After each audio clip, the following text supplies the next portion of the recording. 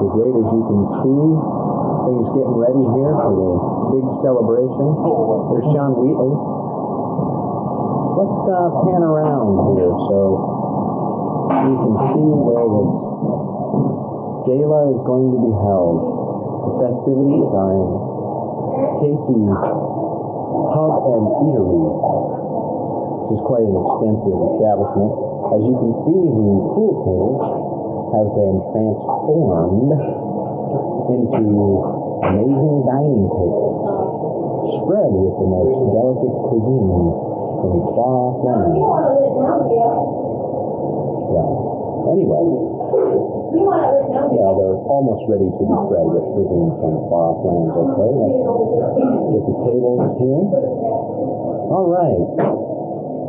Some posters for Ralph Robb. And there he is, the man of the hour, Mr. Ralph Robb. Here today to get roasted, and perhaps toasted, but mostly roasted from everyone. Once again, John Wheatley, quickly putting up his hand, saying no comment, no comment. No comment, no comment. And let's see if we can see where we're taping him, and I will fade out. And as we drift away,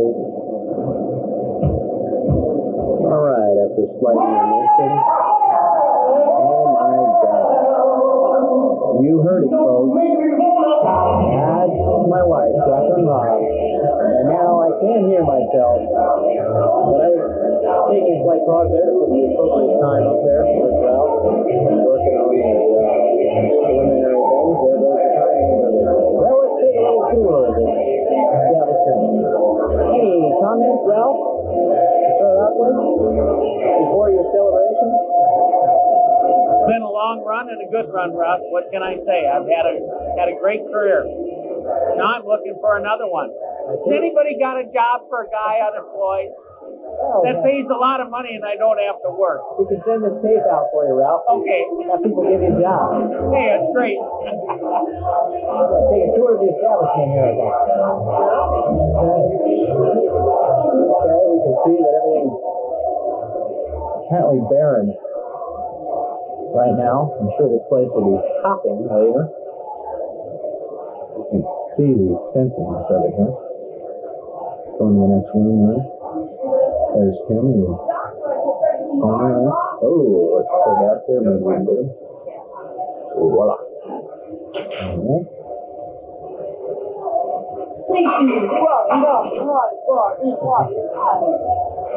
You heard it right there.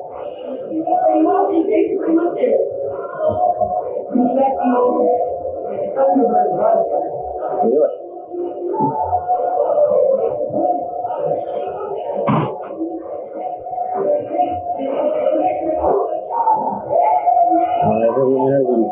There's a cacophony of sound here. My goodness.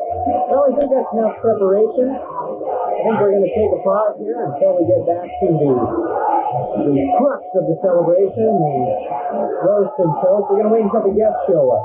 But first, let's take a look at these lovely cakes here. Of course, Ralph being the weatherman, we have to have something that deals with the weather. There's the cake.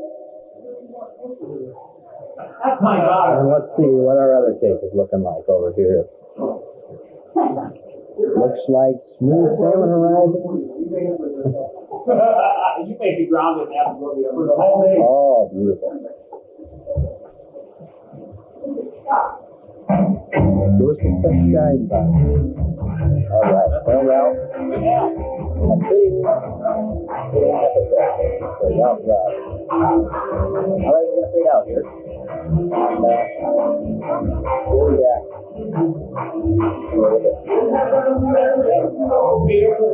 That's why we drink it. Yeah, things are in full swing now. John and I were off playing darts, so everything got going quite well. Let's see who we have here.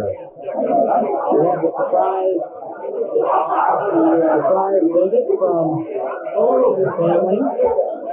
My lovely wife right there. Drinking soda, I believe. My lovely wife. Her grandmother. Oh, her Auntie Kay. Her Aunt Betty. Let's go in and talk to the family, shall we? I said, let's talk to the family, shall we? Okay. What do you have to say, Katie? It's a fine occasion that we're at right now. This is great. Isn't it? Okay, I won't take the picture. I promise I absolutely will not take the picture. I swear.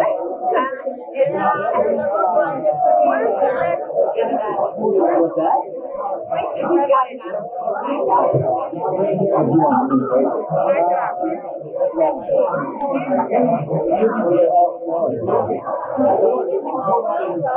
Ask people what they have to say to Ralph. Okay, I will do that. You said money. Have to say that. You have had a pleasure of Ralph? Excuse me, sir. I'm Ralph's son-in-law. Do you have any choice words for Ralph here? Ralph put in a good many years with the National Weather Service, and I hope he has a good many years in retirement. All right. Thank you very much. Okay, we're fading in on John Wheatley's face here. Oh, thank you. A pretty picture here today. So, Barbarossa and all. Okay. And we're going to go around and we're going to see who's here today. So witness Ralph's departure from the Weather Service and entrance into a new and exciting life of whatever he chooses to do. Hopefully we get some comments for Ralph Robb here as we go around. Any choice comments for Ralph? What's that? I'm sure somebody will have some point.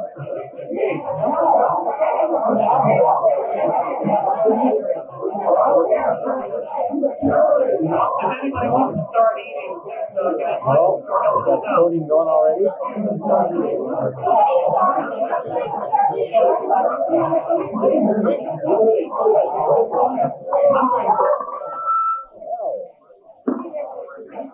Feedback.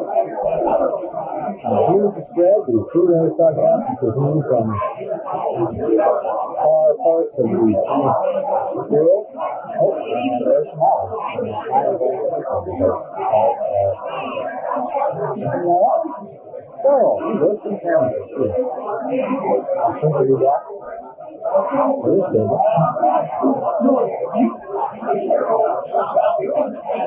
There's the man of the hour himself. Chatting away. That thing comes sneaking in behind him. I mean, that was their biggest part of their day. Where they were going to retire, where the best place to be. Telling stories, as always. They early retired. They were talking about having Getting ready to be roasted by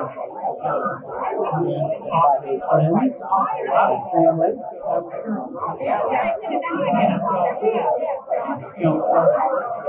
That's all I was talking about. And then Harry thinks a week later he said, you go through before. And I said, well, they've come up with that. He says, yeah. He says, they don't want anybody to know it. But he says, I really think that Harry was already looking for how many years? 7 or 8.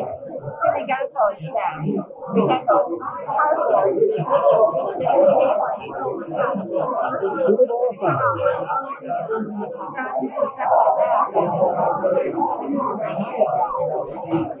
And there is Rob's lovely wife talking to my lovely wife. So we're going to see what Mary has to say today. Mary, Yeah, you have some comments for Ralph today. That he can have a find good out. time and watch out for tomorrow. My list is this long for things to do, Ralph. That's it.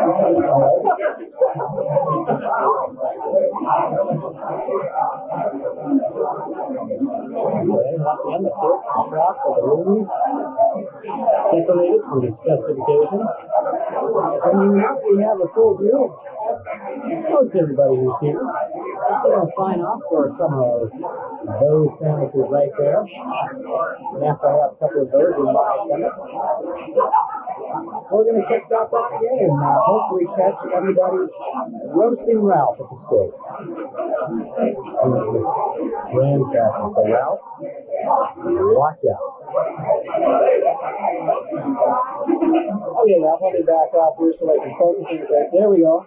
So now that we're Get your glass out here. okay, now that we're in swing here, okay, we got that. Okay, now that we're in swing, everybody's here, or most I think people? so. What do you have to say for yourself now that everybody's here? I say it's great. I may even think about going to work. Is Uncle Lou there? Coming to say hello to Ralph? Okay, good. I see if I can twist my body here until my spine creeps and cracks.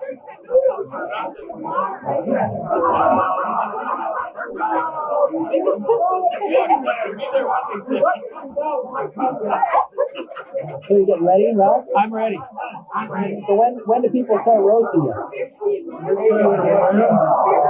right, well, we're not certain. Once again, and the presents are piling up. I'm really sorry. The presents are accumulating. I asked for this card, but you know how it is when people want to give gifts to someone who has touched their lives, and I'm sure Ralph has touched everybody's life here in one way or another. They're all here to show how when they get up and roast Ralph and crucify him at the stake here with choice comments. And there's the podium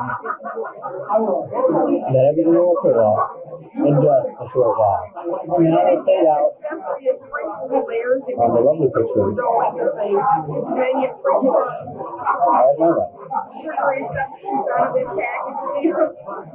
And I'll show you the Ralph's retirement on his napkin here. What is he doing? Ralph's retirement, 32 years, National Weather Service. Alright, that is my wife, by the way. I can do that.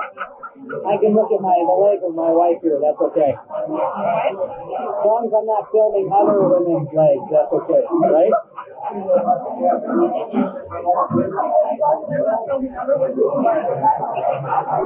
Okay, the MC is about to begin here. Okay, we're getting kind of out of time here. Just, everyone just kind of reflected or into your place, whatever you have to do. There's a lot of area to cover before we disappear. So it's kind of get this all together. We'll get this show on the road. Okay, well, I guess we're beginning here. I wonder if there's an order of remarks.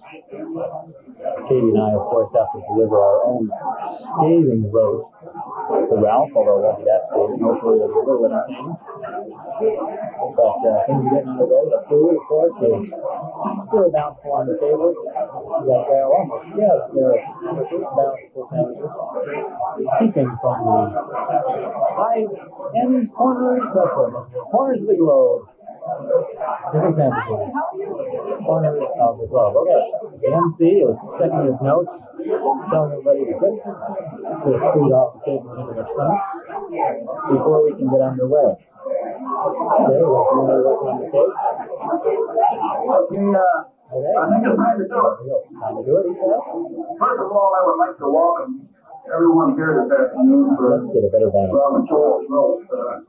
It's an event that we should have a lot of fun with, and I'm sure Ralph will appreciate. I would like to introduce a couple people here.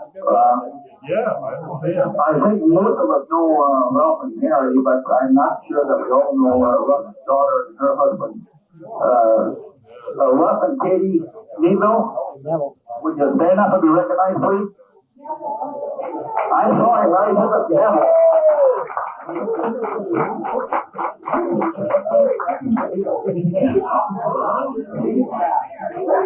Okay, I have known Ralph for approximately 16 years at the Warner Weatherville in And I imagine that's about the same amount of time that all of we here have been affiliated with Ralph Robb.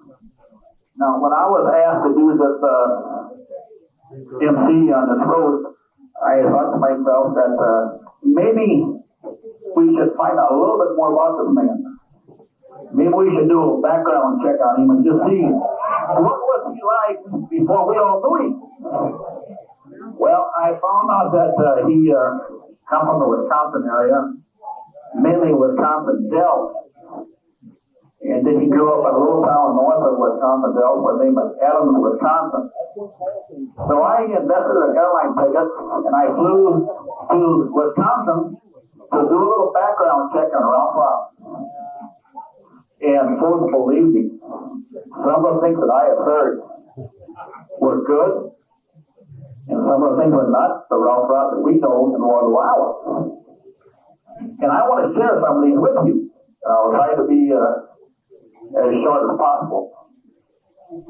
You know, first of all, you want to bear one thing in mind is that it's been some time since Ralph has been in Wisconsin Dells.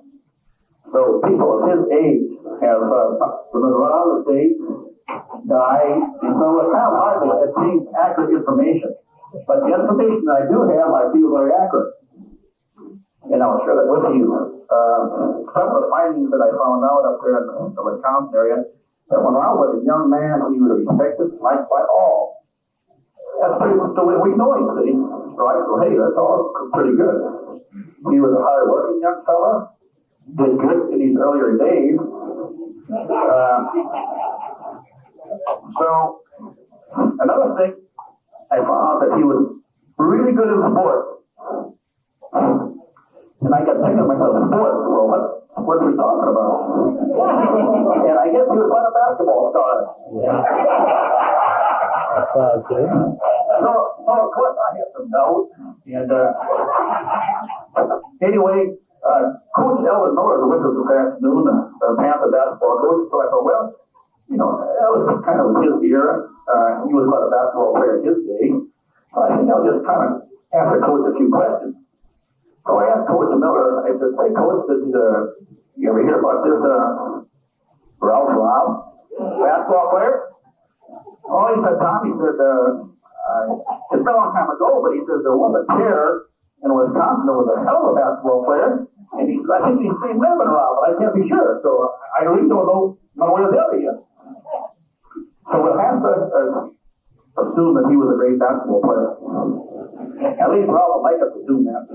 Because when I go to Coach Miller's game, he sure as hell has all the answers all the time.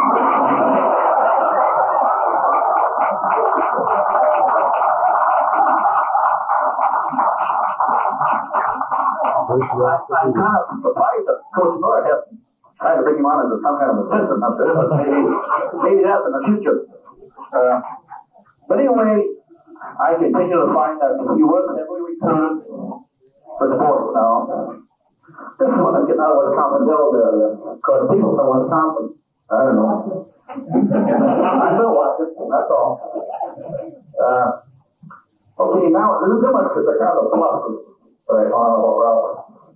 And I hesitate to talk about some of the, well, I shouldn't say negatives, or let's just say the downsides that you have to kind of look out after.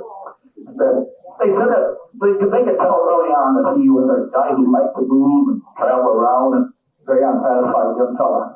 So, well, there's nothing wrong with that. Very popular with the ladies. That was a big, very popular with the ladies in the Wisconsin area. So, well, that's not too bad. Everybody kind of likes to be popular with the ladies, I think. But, so I stopped down at the local bar and had a drink. And while I was at the bar, there was a couple of ladies in the bar there. And so just, I think the flavor of the time was in the afternoon. And so we got talking, and I told them what I was doing. And they said, Ralph Robb? You know Ralph Robb? And I said, well, yes, I do. We're going to have a kind of a toast and roast here. I kind of want to find out some information. And they just bubble over with excitement about Ralph Robb. And I come to find out that they used to think to each other quite often. But they said that they would like to send a picture back to to Ralph if I would present it at the stage. And I said, yes, I would. Now, one of these girls has a roller skating competition she's still involved with over all these years. So they each got a picture and they autographed it and sent it back. Now, the first one I want to share with you, and this is the first time I ever met her, and her name was Bertha. And it said, to Ralph of Bertha. And I'll just kind of hold this up. Here, and she's the one that has the roller skating derby that she still participates in at this age. So, pretty nice. I'll leave this up here at the podium and after the ceremony if you'd like to stop by and look at it. You can kind of see what our girlfriends are like. The second one was Annie. Now, Annie was a nice gal, but she probably got slipped probably more than Ralph has over the years because I had a hard time putting them together, but this is Annie.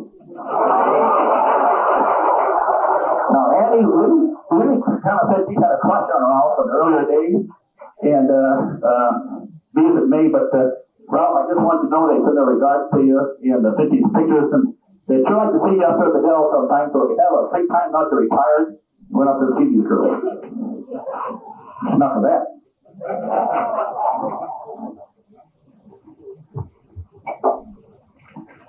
I got so much stuff here. Trying to put this all together, and this guy it's tough.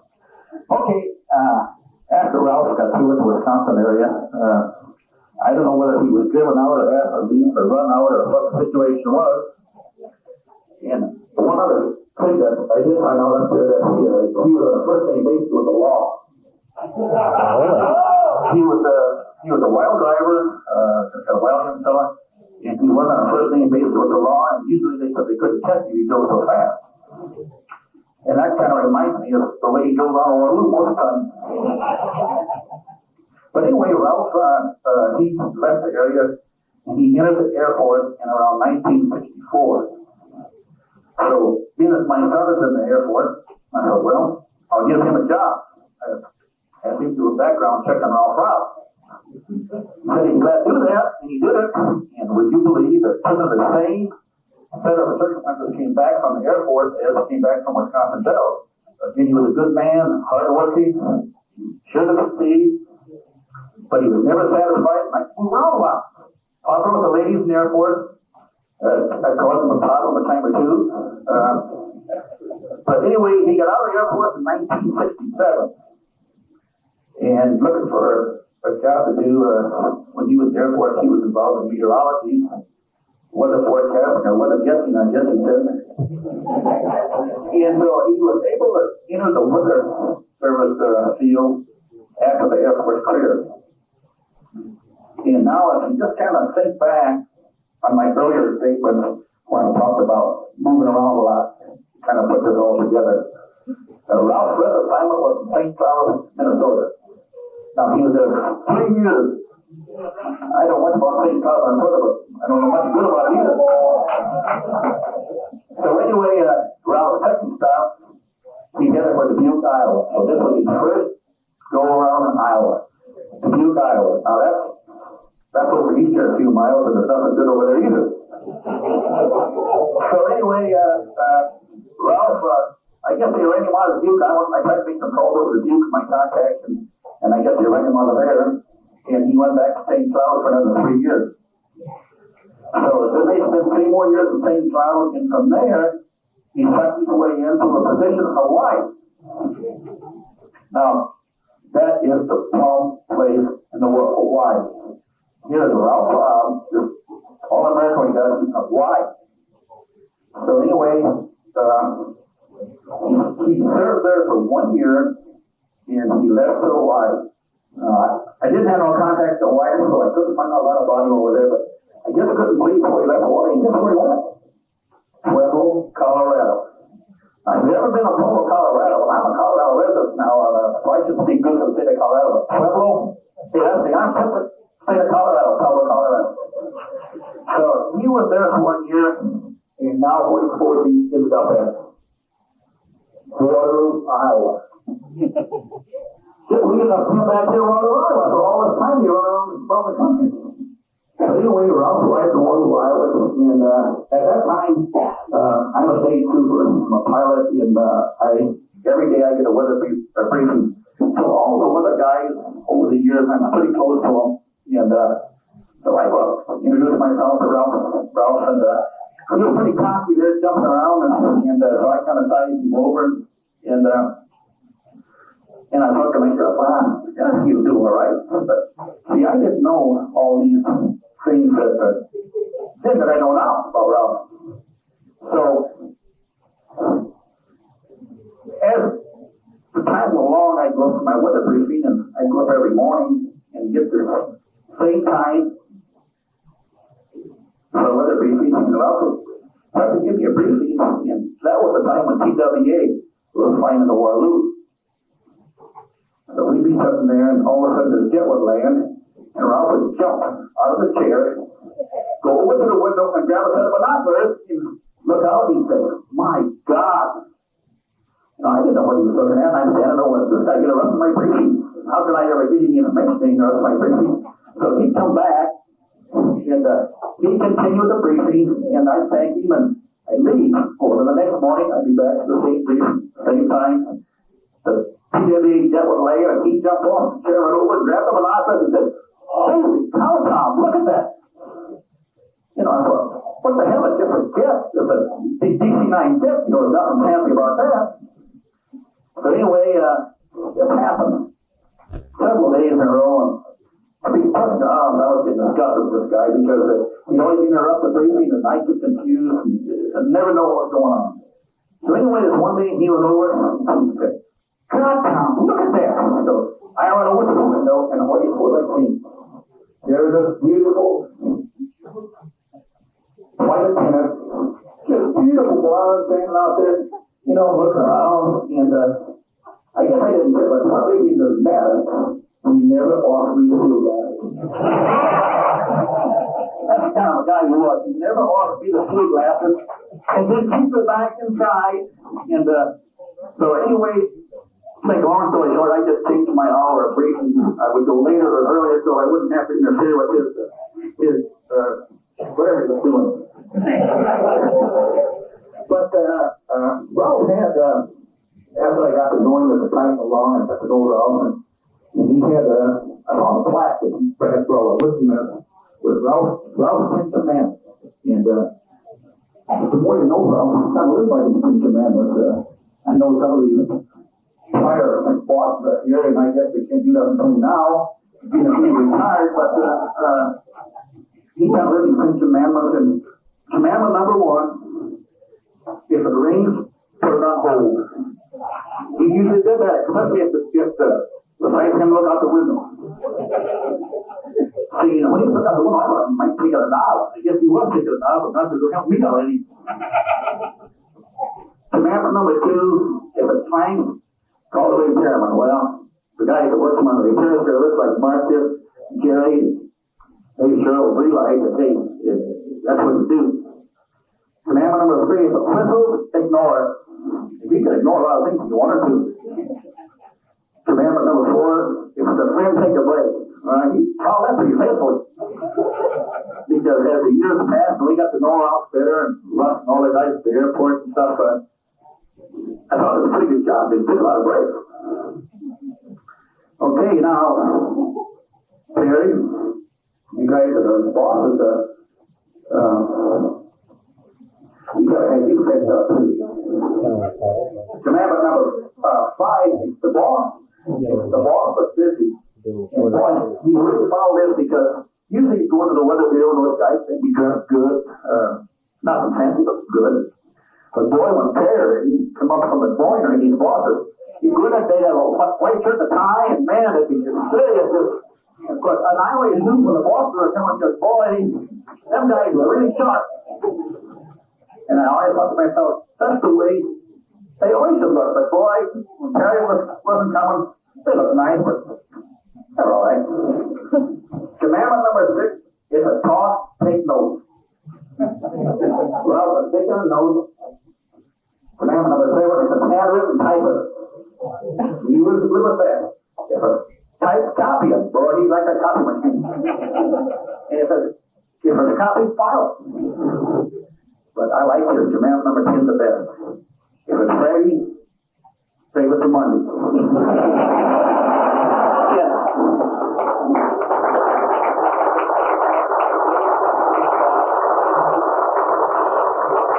There was a lot of early parties throughout, believe me. Anyway, Ralph has been the subject of a lot of meteorologist jokes about weather and things like that.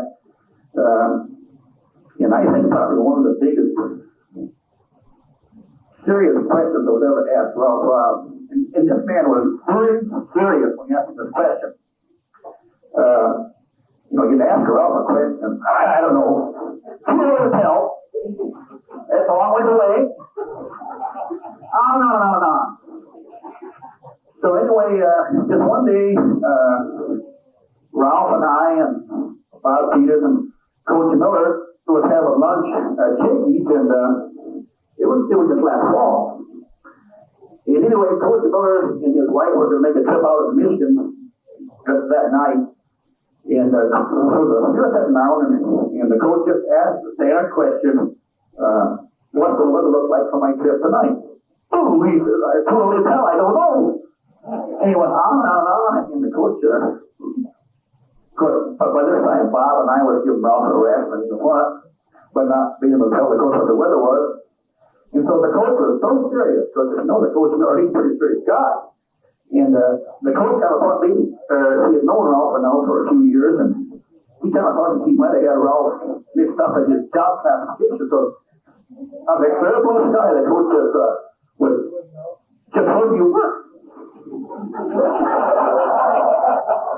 And we just broke out laughing. Just where do you work? Of course, he thought he was a John Deere because the weather bureau, because he couldn't tell him these things.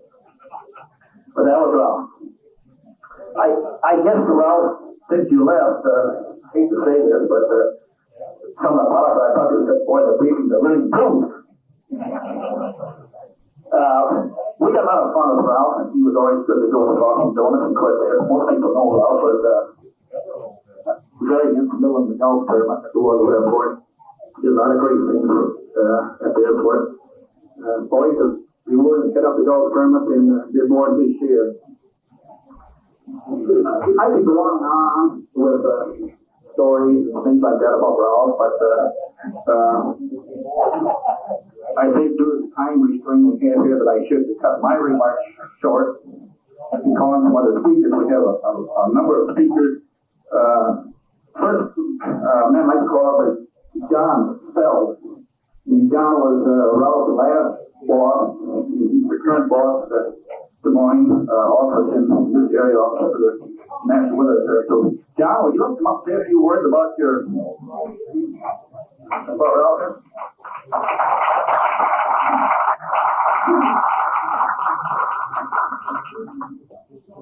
First of all, while I'm setting up, I think it's sort of interesting. With all the meteorologists and meteorologist technicians, not even meteorologists and meteorologist technicians, stand up.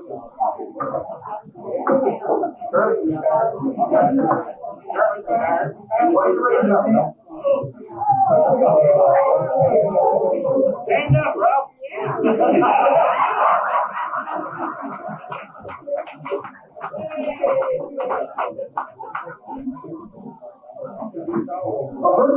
First of all, I noticed that meteorologists are all sitting by the window. I don't know why we do that like that, but we all sit by the window. Just the Orioles office. I don't know about them, Ralph. They're all sitting away from the window. Usually we have a retirement party fairly close to when the person retires. And I know this is after Ralph's official date. I think after some of these comments I heard today, I think I know why now. Especially the one about the weather yesterday. One of the things since the big flood last year, a big part of my job has been going around and I'm always asked, why do we have these floods? And I guess now we're getting to the thing is, will we get these floods again next year?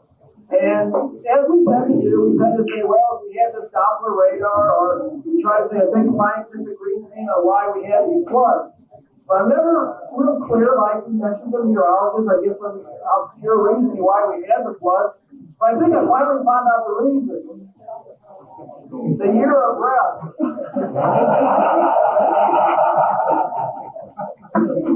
So I think from now on, when I get that question, it's very easy. Instead of going on and on with the technical thing, I'll say, well, 93, the year of Ralph.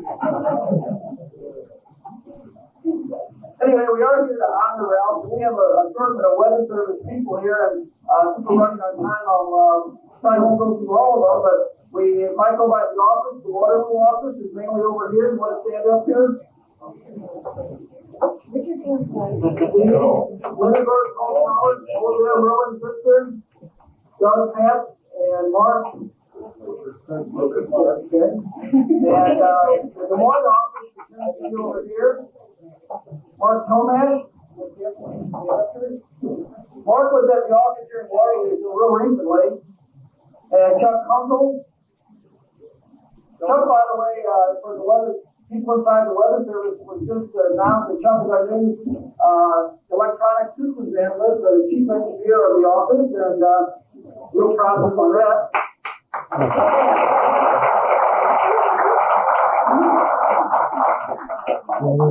Okay, let's see. Why do I have to Going off. Bill Martin has just announced this week that Bill is our new data acquisition program manager. He did a most senior job in our office, and we're real proud of Bill as well. Dale Miller. Dale? Stand up, Dale.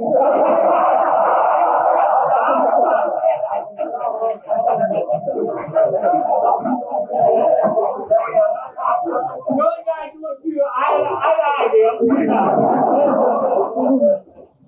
These guys, every time they get together, we go through this thing, and we're Ralph and Dale. We have Bill Scott. Bill Scott's the meteorologist technician. And let's see, Des Moines office, we have deputy retirees over there. Wayne Ellington, I see back there, Washington. And Wayne. Wayne was the deputy meteorologist in charge. Let's see, Homer Farmer, right here in front. Homer was the CPM, Washington program manager. Terry Baker, for a lot of us Terry, some of you might remember Terry here. Bob Corbett, Jerry Adams, both meteorologists at our office. And I have Des Moines here. We have Des Moines. Okay, then we have the youth office over there in eastern part of the state. Rob DeRoy. And their son Sam, who's about 2 months old. 5 weeks, okay? And let's see here. We have some out of town guests too. Jerry Fink from Kansas City. Mike Hayes, the official in charge of the office in St. Cloud. I think I have everybody. Anyway, like we've been mentioning, I'm here to honor Ralph today. I've been Ralph's boss for about a year and a half, a short period of time compared to probably most of you. And Ralph is a very difficult job here for a variety of reasons. I guess he never really did expect 1993, the year of Ralph, but that really was incredible for the office here. It's hard to explain the workload. We're used to dealing with severe weather, say, several days in advance. The guys here, they're used to that. That's part of the job. But to go on day after day and month after month of flooding we had is really extraordinary. And it's very difficult and important job for Ralph to put the whole office together during that. I think he did a very good job. I've had very little opportunity, really, any problems here at the Waterloo office. Ralph's always been right on top of them. Very little problems at all. And I really do appreciate that. But I think in addition to the overall office operations, there are a couple other things that make this office unique. I think one of the things is that the future of the office, there's some discussion on the form of what the office will be here in the future. And that's a very difficult job because I'm sure Ralph's own personal thoughts might have been different to the company line. And I think Ralph's really done very good along that. And probably most importantly, what I think we have here is we have a very young office. We have a lot of young interns here that it's difficult. Sometimes they're right out of school, they're looking for career advice, for personal advice. And that's why the most important thing that I noticed in Ralph is he's almost been a father figure to a lot of the interns here and it's been a very good advice.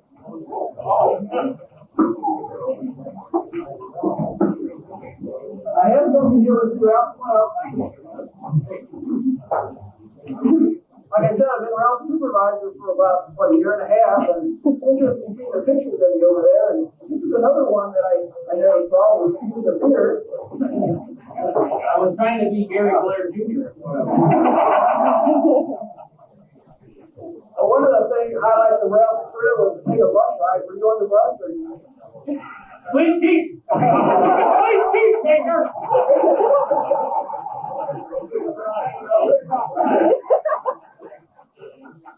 Well, the weather service, there was nothing but Terry Blair. All the officials across the Midwest on a bus, and they went out to Virginia. Luckily, I wasn't on the bus ride. We do have a picture here of Ralph with the beard, and this is from the director of the National Weather Service, Central Region, and he asked if I read a letter to you, Ralph. It says, best wishes, Ralph. Unfortunately, I will not be able to attend your retirement party today. I would, however, like to express to you my sincere appreciation for a job well done as official in charge of the Waterloo, Iowa office. Other than a brief stint in the warm climate of Hawaii, your entire career has been in the Central Region. For the past 15 years, you have aptly served as the official in charge. I realize that Iowa weather not only is a challenge to those who reside in the area, but can pose special challenges to the local weatherman as well. You have become well known within the community due to your high level of service rendered to the citizens of Northeast Iowa. In sports, many stars linger well past the climb of their career. You should rest assured that your dedication and performance were undiminished up to and including your last day on the job. In fact, Iowa National Weather Service offices, including Waterloo, were in the national spotlight during the Great Flood of '93. The superb performance of the Waterloo office under your leadership was recognized throughout the entire weather service. On behalf of the Central Region, best wishes upon your retirement, and thank you for a distinguished and dedicated career. That's from Richard Osmond.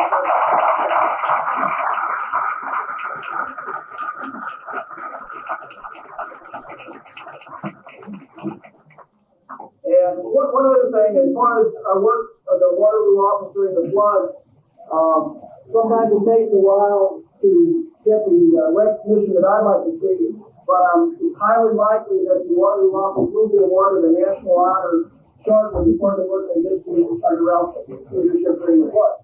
That's great. Great guy. All right, for the man.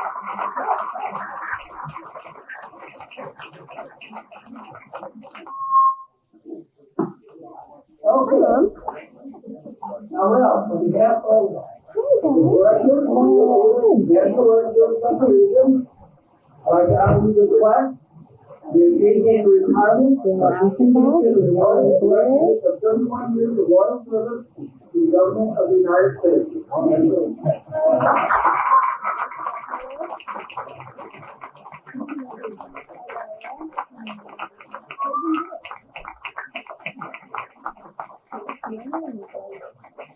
I get up higher, but I can't.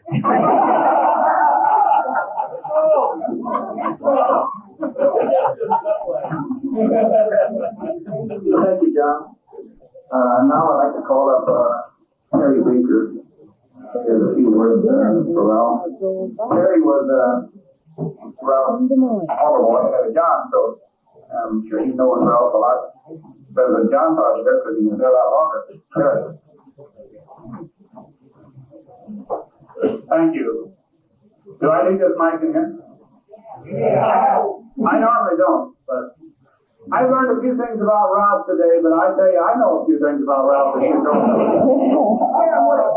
Well, first of all, you mentioned that he was in Pueblo, and you mentioned that he was selected for Waterloo. Well, that's a little misnomer. Most of the time when we get people in jobs, we do select them. They bid on a job, and it's a very competitive panel, and you select what you think is the best person for the job. Ralph got assigned to us. We had nothing to do with it.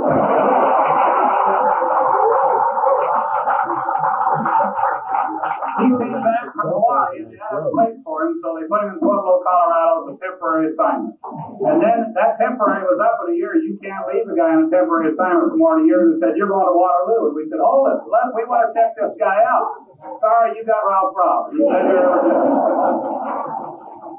Another little known fact about Ralph. When he went to work for the Weather Service, he almost didn't get hired. And would you believe the only thing that saved him was a milk stool? The see, those of you that work in the weather service know this, but the rest of you don't. Visibility is taken from 6 feet. Well, cannot take the visibility without an altitude.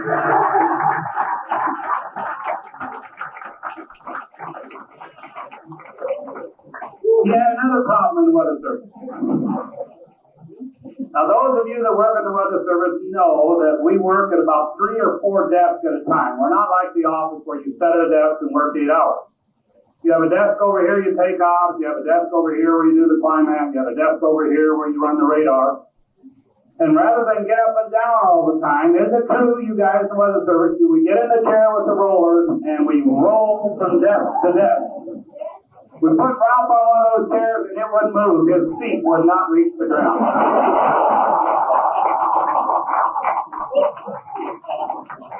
Another little known fact, Ralph. Since you went to Florida, John had the engineers and carpenters, everybody out at the office. They got a bid on the refurbishing job.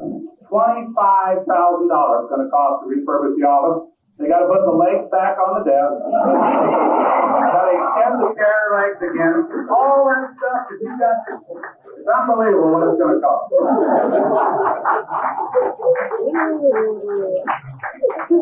Another thing happens since you left, Ralph. They have a new definition now. There's something called a boblet snow. That's when they expect 2 inches on the ground. I'll explain that to you later, Ralph.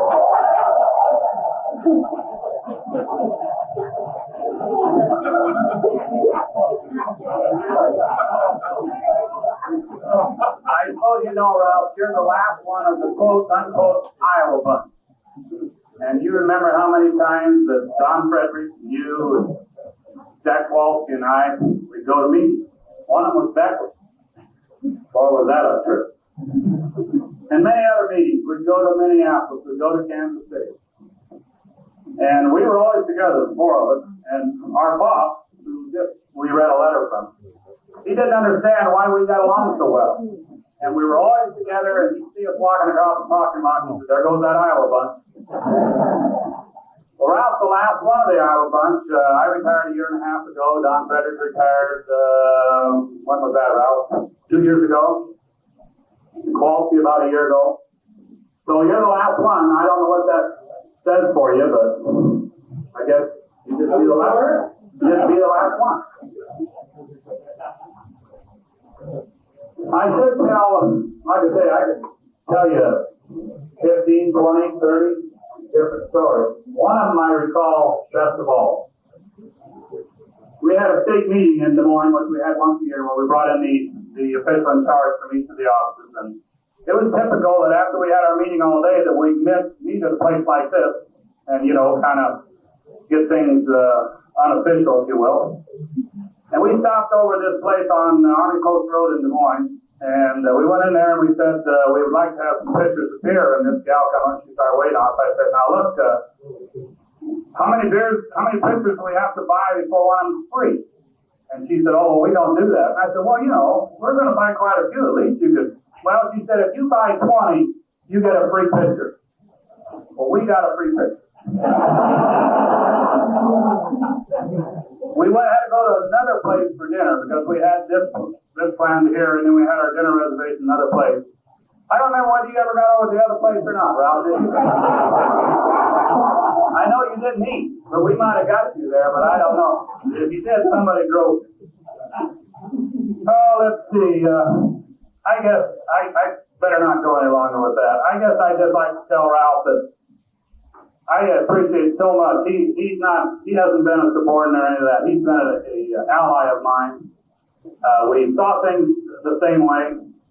We preached public service, and we just got along. And I just, with this Iowa bunch that I had, I couldn't have been more blessed with not only people that did the job that we want them to do, but they were my friends, and you can't beat that. Friendship is the name of the game. And Ralph, I retired a while ago, but I'm going to miss you, but we got to get together again. You know, Ralph and I run into each other in Florida here 10 days ago. and then Kowalski come over to see us, and that's another story. So we won't get into that. I just want to wish you and Mary the best, and we're not far away in Des Moines. I hope you look us up. Thanks so much.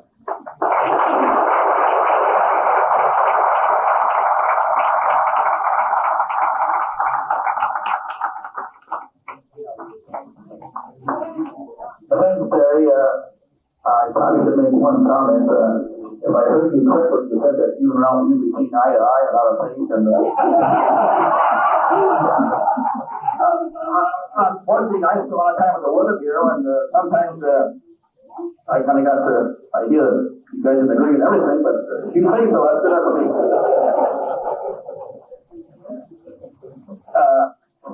As I said earlier, I've known Ralph for a number of years, and I know I have kind of a thing where I like to give people nicknames. And when you first meet him, and so Ralph has kind of gone by two nicknames. He first started out as Ralph or Rudy. Now, why he named him Ralph or Rudy, I'll never know. But anyway, he was Ralph or Rudy, and he did introduce some circles as Ralph or Rudy.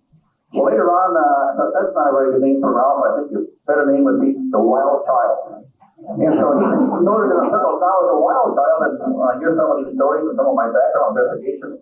I think the wild child fits real good. Anyway, I'd like to call Merlin Goodson up to say a few words now with Merlin. Merlin has worked for Ralph for a number of years, and he's currently the acting supervisor at the Weather Bureau.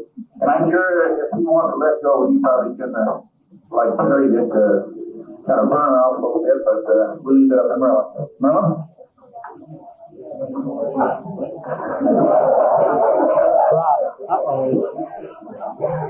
It's your turn, Ralph. You want to come up? Want to come up, Ralph? Please. Oh, that's better. Okay. First of all, I'd like to thank everybody for coming here and giving the salute to Ralph. I think it's time now to give him the rose of the year, maybe. If we're going to give it a try. Be patient with it. Let me dig in my little flag here of the goody things.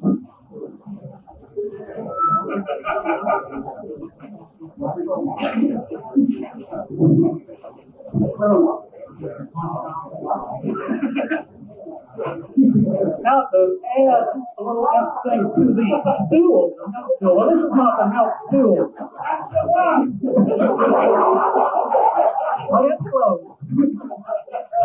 Let me explain about this. When we had a new office built out there, the first time Ralph went in to sit on the stool, he came out and he said, "My God, I feel like a king in there." I couldn't figure out what he was talking about. But then the next time he went in there, he came back out and said, "I find it kind of hard to go because my feet don't touch the floor." So we built him a little footstool or a little thing to sit on. Might as well stand on it, Ralph. We do a lot of time.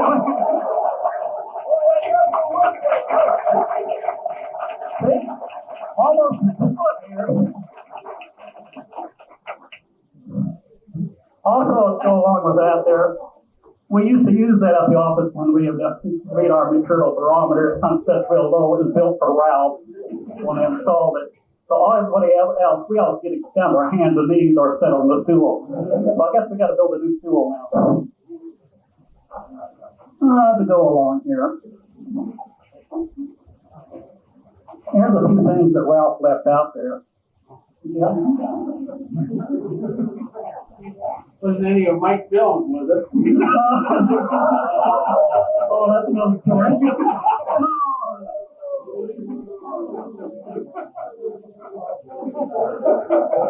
Another thing happened when we first moved into the new office out there. It's actually separated from the main terminal building. Our mail drop-off boxes over in the terminal building. So a lot of times when Ralph was on his multi-breaks over there, he's supposed to be checking on the mail. Who needs multi-break? Multi-break. Almost contiguous. Don't believe it, man.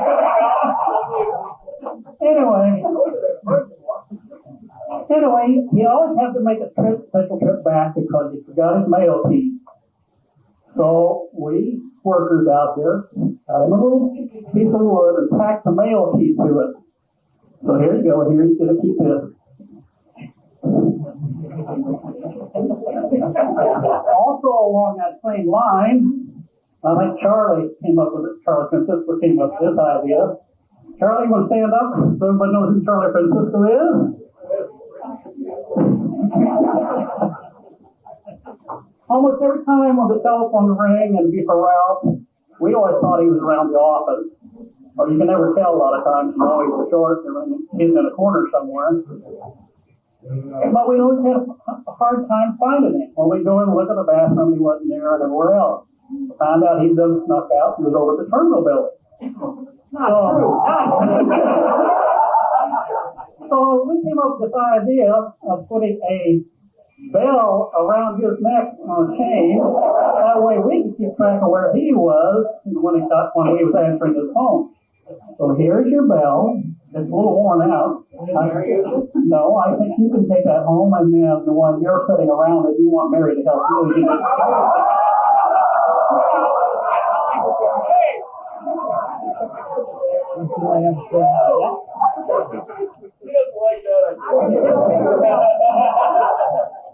Sorry about that, Mary.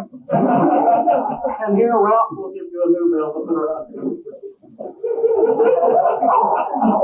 Dumbbell.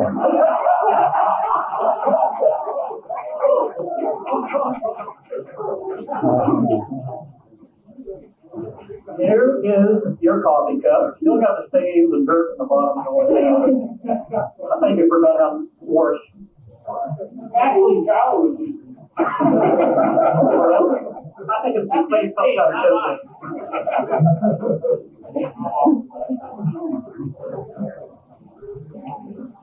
Here is a little item. Roll of toilet paper, government issue, sandpaper. Ralph was making out his order here some years ago, 1978 he said it was. Well, he ordered a quantity of 10 toilet papers. I don't know whether he was thinking 10 rolls, 10 packages or what, but we got 10 cases of 96 into a case toilet paper. We're just finally down to the last box here. We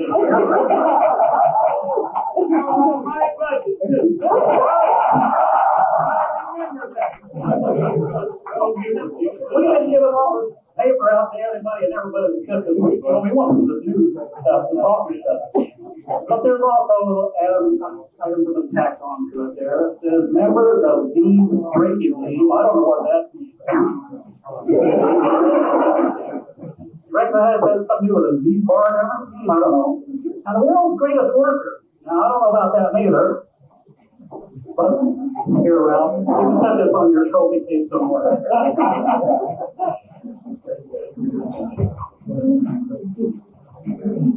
And Ralph left me one of his 5mm mechanical lead pencils out there. He said it was the best one he ever had. One was broken, but I fixed it. And I'm going to keep it. Well, he's been out there twice, and they were trying to keep it for the job.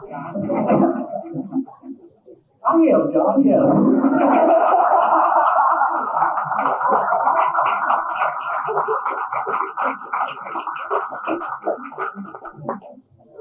Anyway, so I fixed the pencil, and every time I fixed it, he's been out there twice now, and he's eyeing his pencil was laying on the desk out there. He said, you know what? Oh, good pencil. So I in turn, I'm going to give you a good government issue 5mm pencil. And of course, all the government employees going to be given a good, nice pen and pencil set for the retirement. Well, here it is, a good government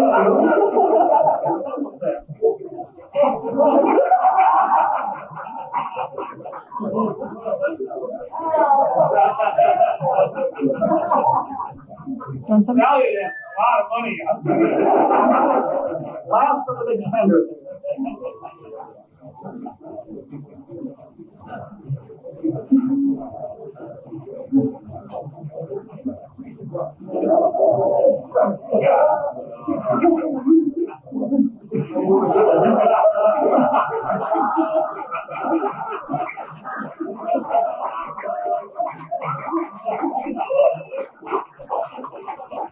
I was telling the story of this.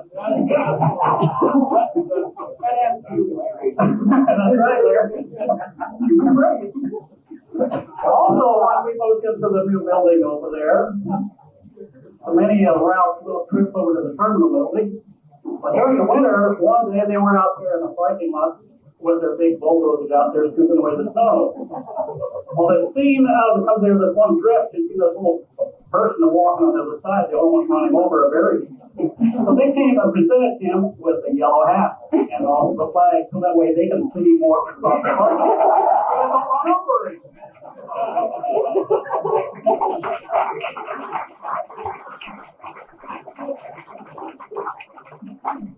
So I'm going to give it back to Ralph. I've added a few little touches to it. But along this time, too, we're giving you a promotion, Ralph, to General Rob. I got there before your kid. So you can take it home and you can wear it whenever you're out there playing around with snowdrifts, and Mary is out there with her snowboard, but she don't run over you.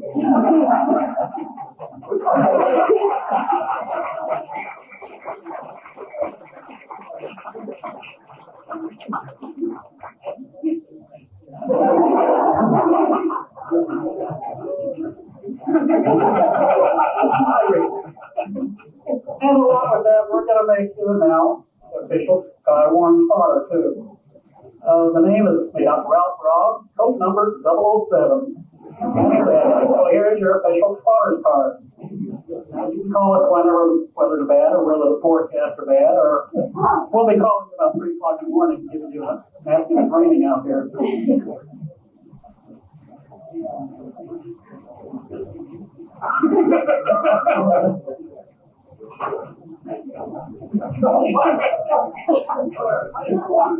Now, some of you retired weather personnel have received one of these, and everybody look at it here, and I'll give an explanation of what it is. First of all, it's an old man's cane. You can walk around here with it. But it's also got, this is a new production line here. A couple features that are good too. The main purpose of this, when you're out walking around, and you want to kind of get back at your friend there, or whatever, or if you got that urge, you got to go around. Well, it's got a little deal that you can kind of adjust it. You can even tinkle on your friend's shoe. But you notice a little addition's been done here. It's got a little key, a little bend in it. Well, this is for when you go out of them latrines, and it's got a little bend in there, that way up and over into it.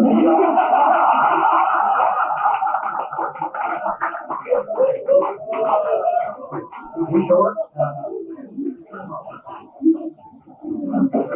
Also, we just put a little horn on there when you're out there, young Mary are out walking around, you can kind of direct traffic, tell people that, hey, here I am. Also, now, a lot of you people, I'm sure that they're around Ralph, he has this problem.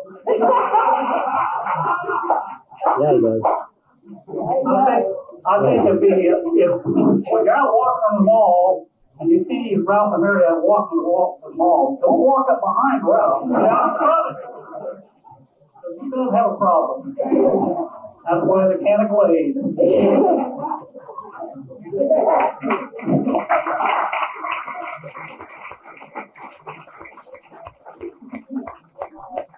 Mom, you better thank Merlin for that glade. You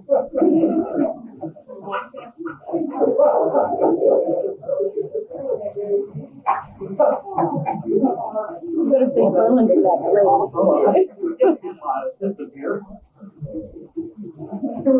Here was the thing Ralph left out there. I don't know why he left these out there. He just thought we could get them away from him. But it is Ralph Robb, National Weather Service, Minnesota, Waterloo, Iowa, and the phone number. Well, he left these out there, so we're going to give them back because we couldn't find anybody who even wanted them.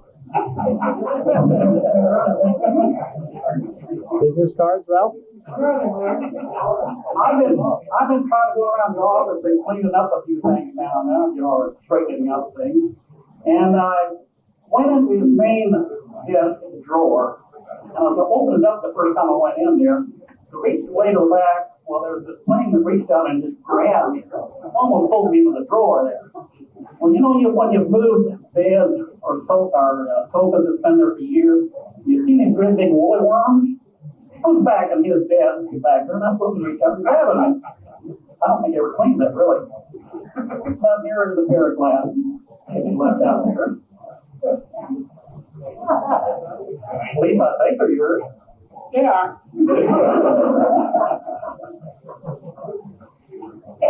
And not that we wanted to really get rid of you, but then here you can have your desk name back.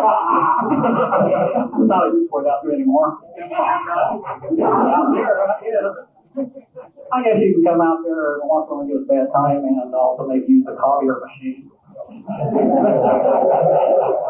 Deposit your quarter in the, when you use it too.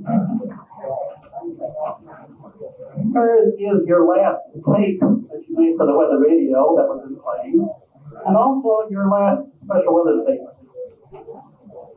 It was for a bitterly cold air, a little over Iowa. So typical deal about telling people what was happening, what's going to happen. The reason I kept this is the last sentence on here. Ralph was always preaching to us to read over your statement, make sure it's complete sense, make sure everything's here, make it spelled right, know everything. Well, I want to read this last statement. The best advice is to stay indoors today unless you must venture out to go to work or school. That's fine. Next full sentence. If you must go outside, that's it. Go outside to do what? Maybe that's for a team. I don't know. Anyway, so I had to send out a correction for this minute he left. This was also due that last day, that Friday, the 14th, that he put in his time out there. He didn't really work too much, but he did put a little bit of time out there. Also, too, he got officially off of work about 12:30 or so, and 1:30 both him and Mary caught a plane to Florida, and that's where they spent the last few days down there. Here's your tape. I don't know.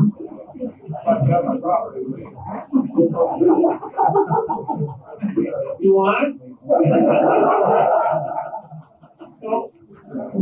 And I'm surprised Ralph did not call us and kind of rub it in about the temperatures of that episode of that week. But just for instance, the morning that we were 33 below zero. Now this was the low tonight.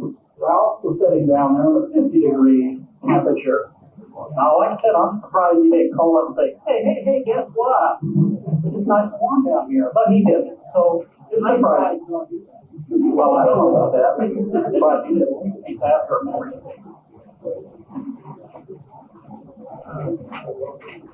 Now, the day he got back was the 23rd or 22nd. He said he sent us a postcard. Well, we got it the next day after he got back.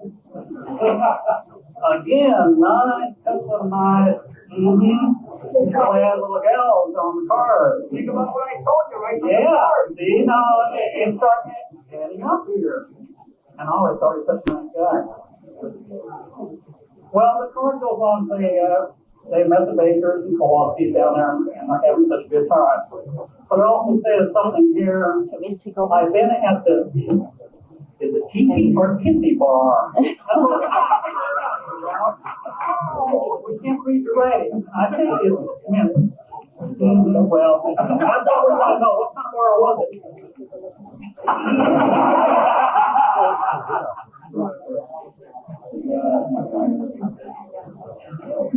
And I found another picture of Ralph that was out there in his desk. I think we had this in the table over there. I think it was set in 1976. And that was in Hawaii, Ralph said.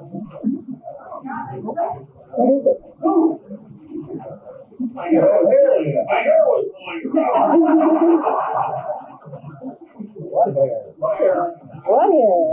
Here is a negative. I don't know what that was. I really was afraid to look. It was in your drawer, too. Probably about weather. That's all I care about on this. Now, I'm not aware of my Now, to go along with that story about the binoculars, the Ralph gets up and looking out the window all the time. Yeah. I mean, you had to fight to get the binoculars, really. Well, there was an air show that we had out there one year. I can't remember what year it was, but I just went to the photo album out there, and here are these pictures. Now, I don't know if Ralph took these or what, but I'm sure Ralph was there looking at them. But each and every one of them, there was a nice, good-looking gal, and seems to be from the back. That's the picture he's taking. That one. Another one. Several of them. Well, that wasn't me. That's Hagen's wife. One of them is. And another one, yeah. Like Shirley. And even another one. Oh, there's a couple of them. Oh, now, did Ralph have a thing going out there? I don't know. I always looked up to him, but I don't know about that. I didn't think any of the You know what the Ernie said? He came to his class and said?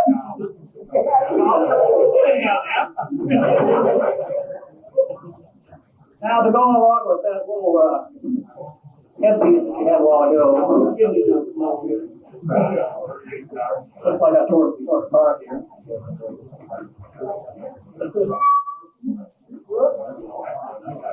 If Mary has trouble of seeing you in that yellow hat, here you can have a nice orange one to go along with it. I think you'll stand out in there. It looks great.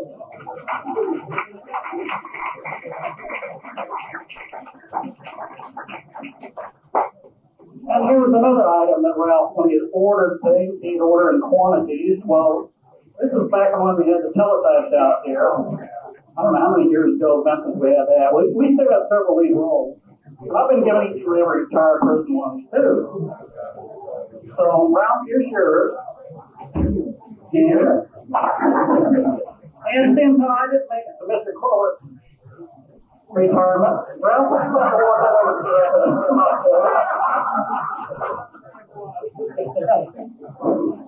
Here's Bobby.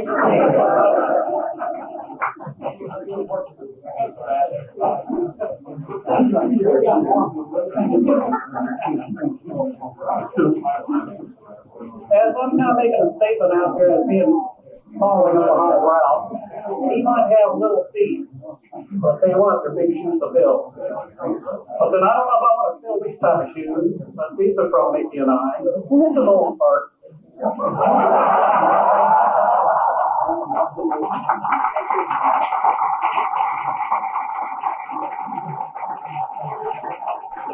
Oh, you're not done, Ralph. I'm not.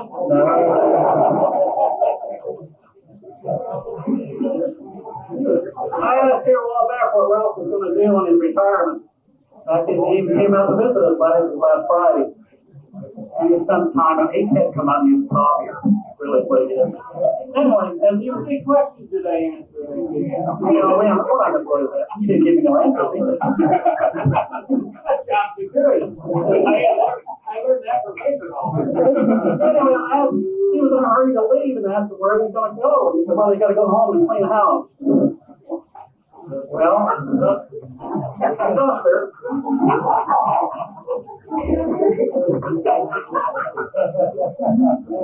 And here's your apron.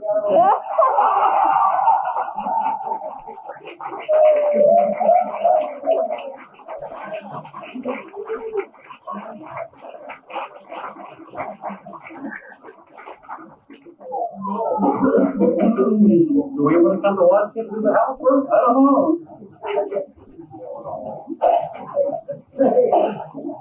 I do. Okay, Ralph, we got to give you another half here. Mickey and I was down at Des Moines here a while back doing some shopping, and we just happened to run across an item that just fit Ralph to a T. It's a Happy Holidays Butthead hat. You know, he's a Butthead. Run around.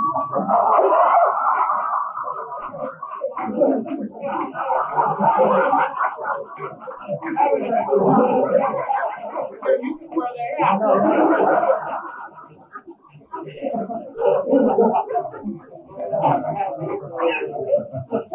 That's great. The guys from the water office like to come up. I had a close of that, baby. Stand up here with us.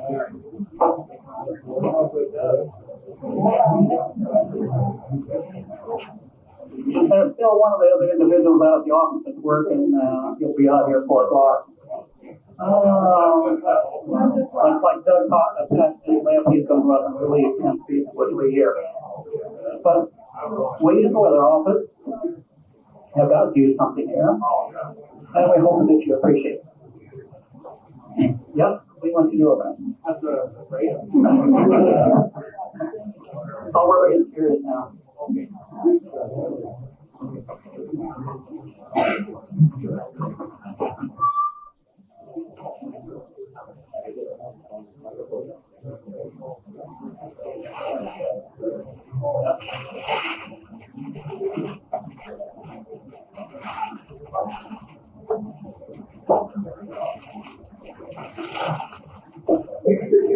Don't mind my help. All right.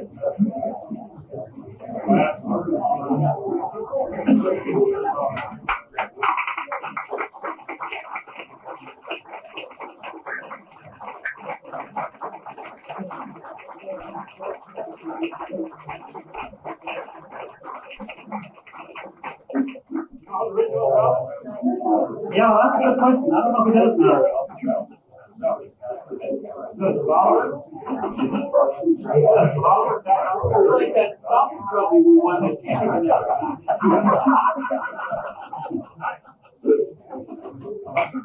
And I'd personally like to thank Ralph for everything that he has done for me. I know a few years back, the office went through quite a turmoil. There was 3 out of the 6 of us that went through divorce. And I think it was the first time Ralph had been around anybody, let alone had anybody working under him that's going through divorce. And I know he's briefly through the pace. And I would like to thank you very much for putting up with us, and putting up with everything that we've done here. And you're welcome to not the office. Thank you.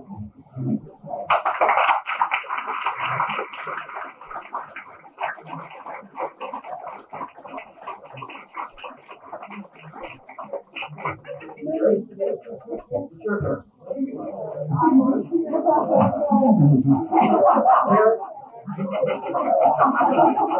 It's a sympathy gift. This is a road boy stuff now. This is something that we kind of started here with the retirees and their wives. Sympathy gift.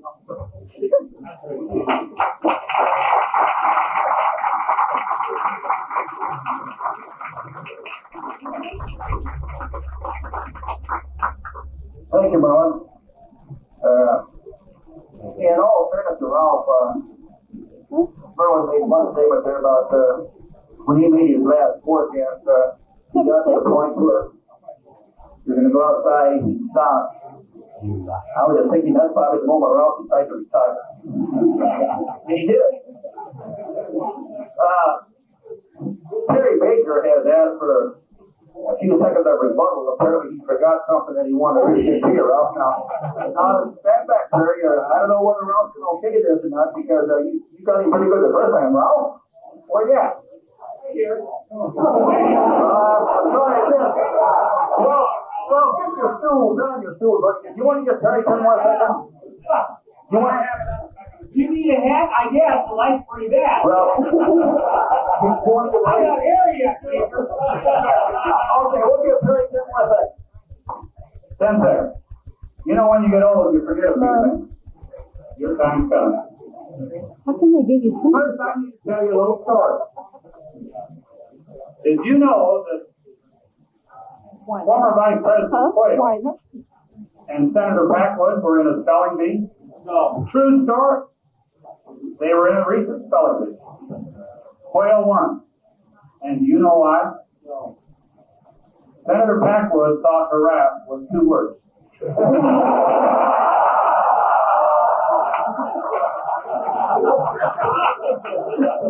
Yeah. And you and I would have never thought that. One more thing I need to pass along to you. I noticed you're floating pretty good with, literally hundreds of people in here. You're voting pretty good about that. I did too when I retired. I thought, wow, look at all these people that come to see me retire. Mistake, Ralph. There's that many people that were glad to see you go.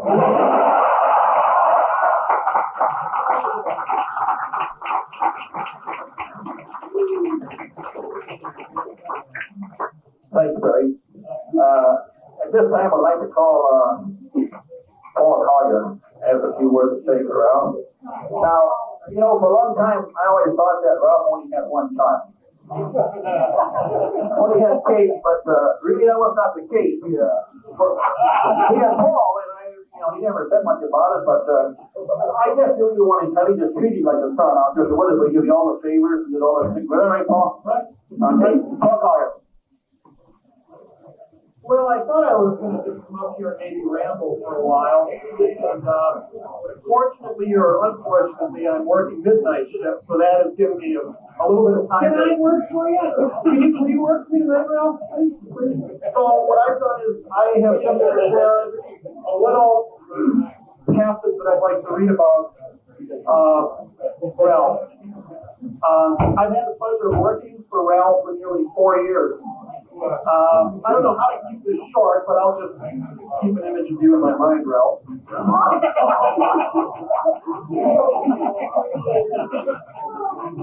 What can I say about Ralph?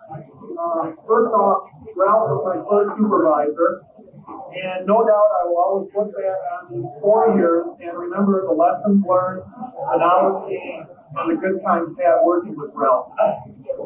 I won't remember Ralph as my boss. That's too harsh. Other words seem more appropriate. I like leader or advisor. Ralph was able to express his confidence in the staff and would applaud a job well done. Ralph was always concerned for the other person. He listened to problems and if need be offered his solution. But the point made is that he cared and was willing to take time out to be there for us. Granted, I did hear a lot of Wisconsin bashing from Ralph, but I think I had that coming to me. What made Ralph such a special leader was that he was our friend and genuinely cared for each and every one of us. In fact, Ralph would sleep at the office during a large winter storm just to make sure there would be relief for the midnight man the following morning. Ralph, thank you for all the counsel you gave me over the last 4 years. I will take your example of leadership and workmanship with me wherever I go. So enjoy retirement and get that back of yours healthy again so we can play some golf this summer.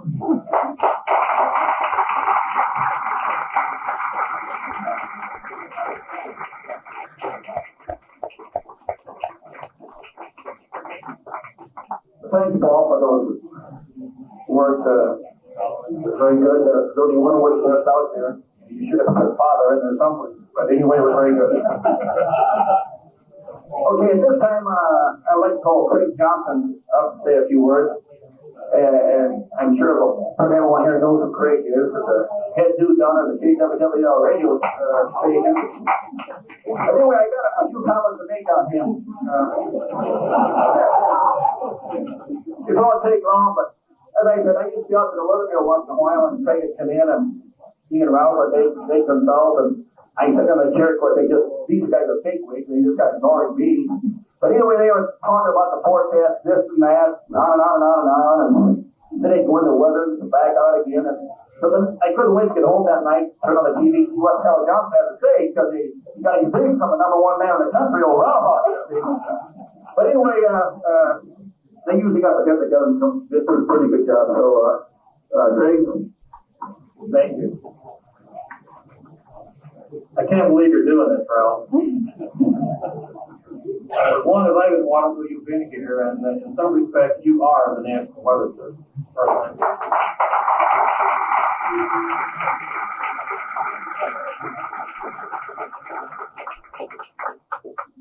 Something I can't believe is how you get this many weather people in one room and it's still a nice day out. That never happened. This won't take too long. I thought I would jot down the top 10 reasons why Ralph Ron is retiring. Just took a little investigation. Reason number 10, he found himself in too many high pressure situations.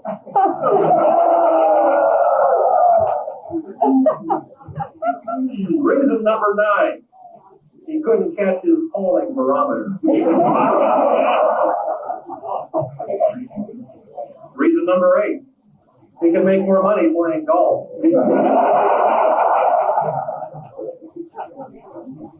Reason number 7 is I finally stopped rolling after years of watching the radar screen. Reason number 6, he ran out of short jokes. Reason number 5, he was tired of being asked, how's the weather down there? Reason number 4, he finally realized that people really don't live at the airport. Reason number 3, he wants to sit home and complain about the weather forecast just like everyone else.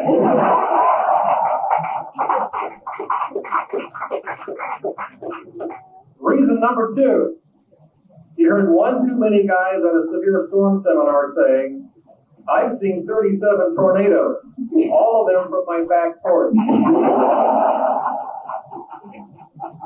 That's sort of an inside joke. And reason number 1, why Ralph Robb is retiring. He finally realized that Charlie Francisco really does have a better deal.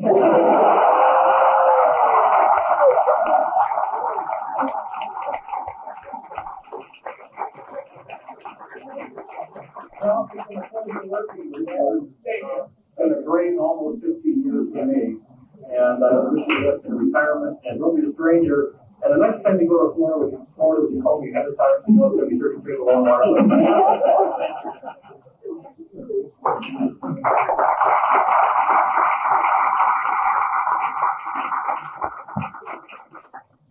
Thanks, Craig. Now I'd like to call Coach Miller up to say a few words. I don't really know what he can say.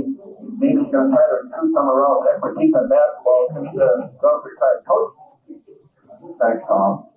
Tom asked me if I would come over to this event tonight. I thought about it for a while.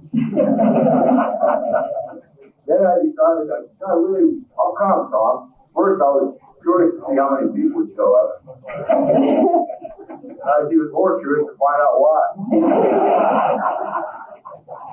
I think Tom kind of wanted the first impression, someone that's relatively new in town, maybe hasn't known Ralph that long, kind of gives the impression to somebody who doesn't know him that well. Just how he kind of strikes you when you're new, kind of impression. I really like to thank everybody in the room for paying his salary for this weather service while he served as assistant basketball coach.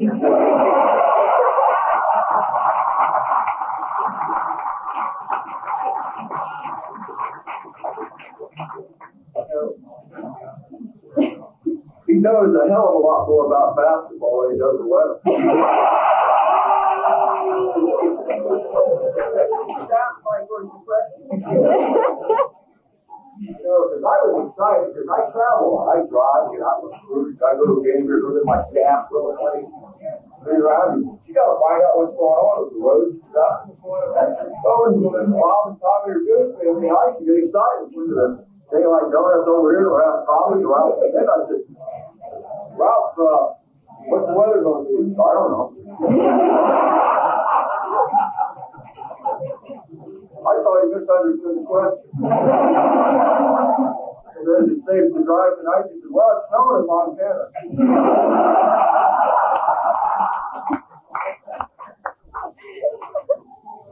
My first impression is, I'm trying to think of something that's appropriate based on our relationship, Ralph. You come up. What I have is not large, and there's not a lot of them. But I know where you can get more. No? One of those. Let me open it up.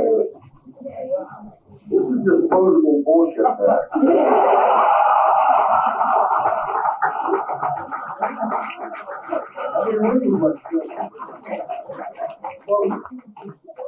Do not attempt to dispose of bullshit through any government agency. Since they produce more bullshit than they can dispose of.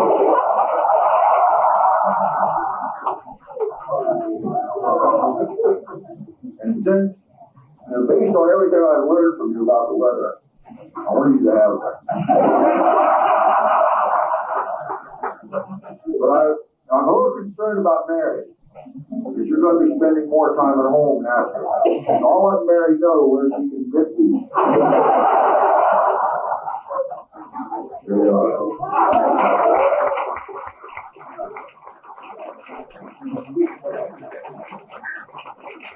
You know, being here 7.5 years is kind of a lot of fun.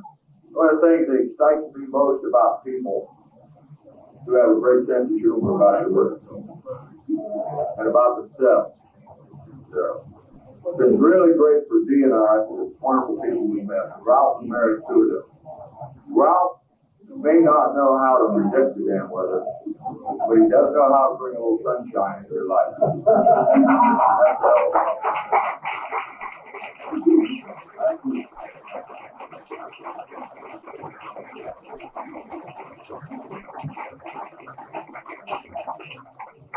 Thanks, Coach. We have a number of retired weather people here, and they want to say a few words. Charlie Francisco, would you please come forward?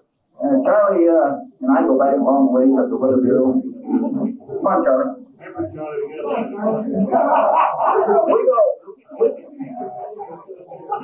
We go back a long way. Charlie, come here. We go back a long way. Charlie's an old Navy man, and he used to go into the Weather Service. And before he gives you any type of weather view or briefing, he has to give you a story on the Navy, which I've over 30 years I've heard that same story over and over and over and over again. And I like it every time. And I put the nickname on him as Charlie O. Back out of the Navy, like you tell you damn swab, you people wish you were swabby. Jealous you'll never get your damn feet out of the mud.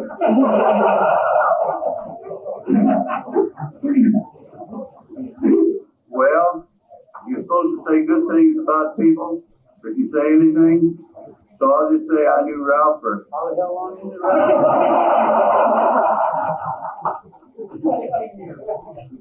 Ralph? Jesus. That long?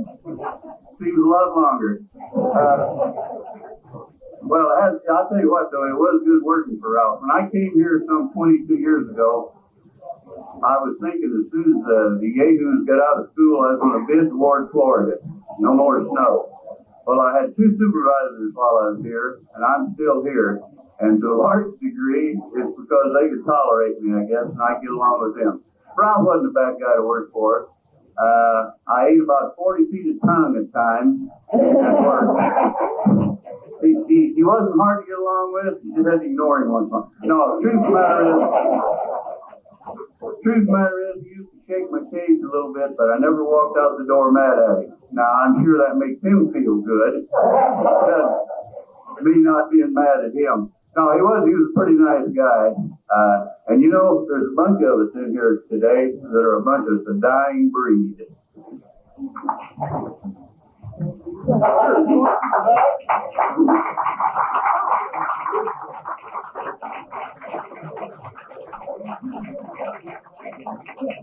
Thanks, Charlie. When I first came to the Waterloo area, of course, being involved in the Weather Bureau, one of the oldest guys that's around here now, I think, who has been retired for a number of years and who was an excellent briefer, just a super guy. Lee will start. Would you please come up and say a few words?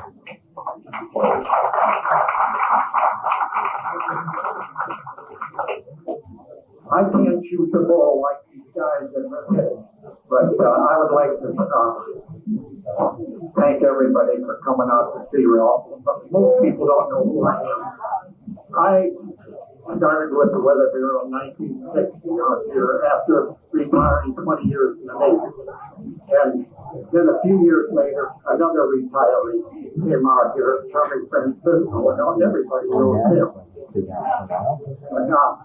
I was here when Ralph, I wasn't calling him up, but he's been a friend of Ralph for as long as I have. Bob Peters, Buford, why come up here with you what you're doing?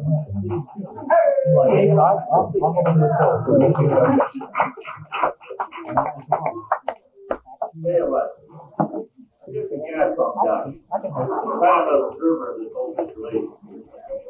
But there's one thing I've come to the conclusion about it and all this crap that's going on around here. We cannot afford people retired. Well, the weather girl. You got one guy over here who's double dipped 3 ways. Retired from the Navy, retired from the weather station. Now he's working for a radio station. Now, Ralph, I don't know what the hell you're gonna do. So don't be looking for a job for me.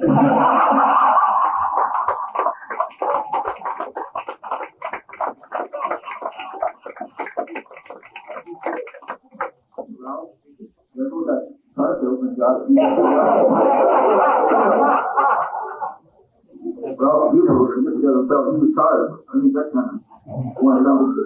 Anyone else like anything? Mary Rock. Yeah. They just got a choice words for Ralph. Mary Rock. We pray that guy for all these ways he deserves it.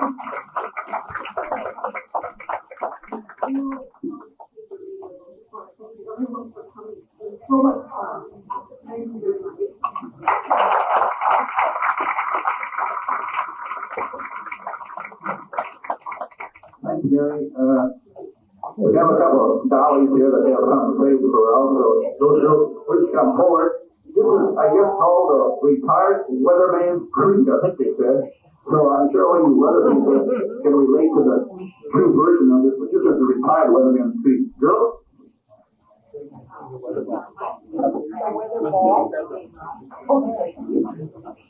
Apologize for this. Little background they want me to give on this. We went to a ball game the other night, and Ralph and Mary take us out to Cheeky's. We had a few margaritas, and I didn't think they were that strong, but Ralph and these girls were in the back seat on top of each other back there, and they were going on about this weatherman's creed, and so they came up with the retired weatherman's creed, and I'm sure these weather people can relate to this. We'll have to get this right because there's too many weather people in here. Originally, Ralph, is that right? I put my glasses on. There was a ball in the office and it would glow different colors and that was the I'm saying about the thing. Whatever, it's above the banking. This is the retired weatherman thing. When the weather ball is glowing green, Ralph will be home in front of the screen. When the weather ball is glowing red, Ralph will be home snuggled in bed. When the weather ball is glowing blue, Ralph will be thinking of all of you.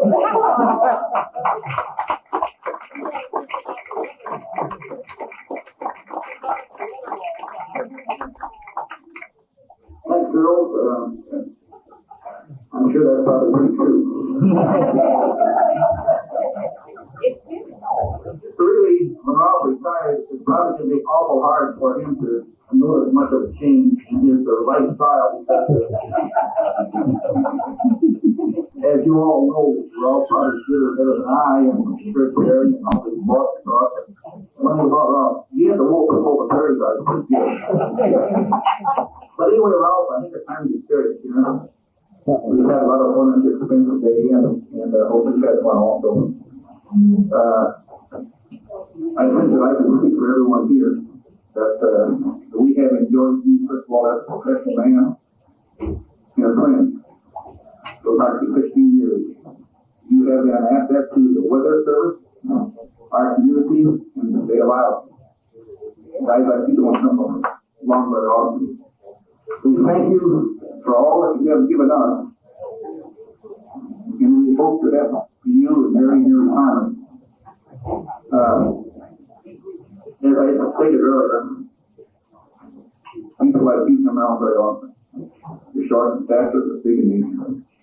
A super guy who was missed by all. And now, Ralph, everybody should have one last shot in their time. Your time has come. So please come forward, ladies and gentlemen, Ralph Robinson.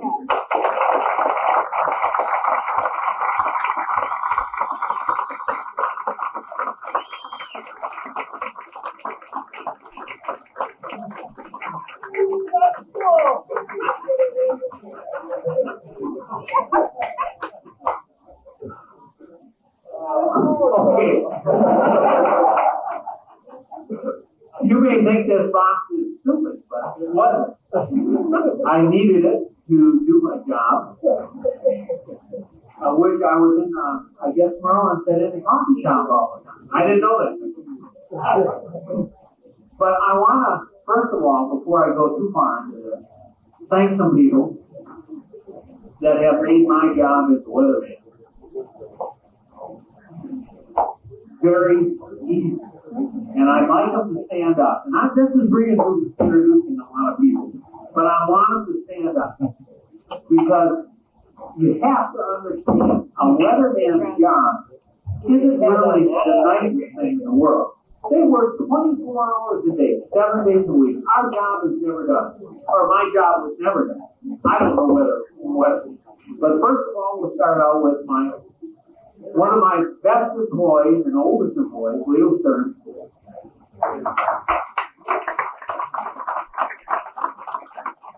Next to him was Charlie Francisco. I had other employees that worked for me. One was John Ward, he couldn't make it today, who was here last week. And the mail up in Wisconsin is very full. They have dog sleds up there. I appreciate these guys, John. I have Jerry Fink from Kansas City. Mark Homer.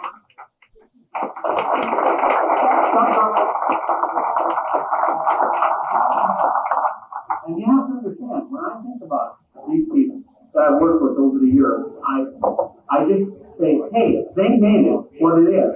Well, it goes beyond these guys. I have some gentlemen, Paul Collins.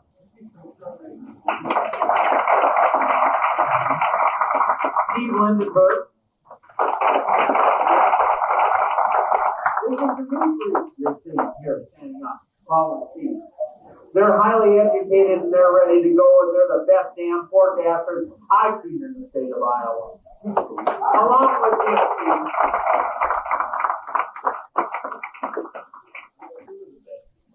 I was not the best. The following people I'm going to introduce made me the best. I'd like to start off with my former boss, who I fooled for 11 years. Barry, lots of hair, Baker.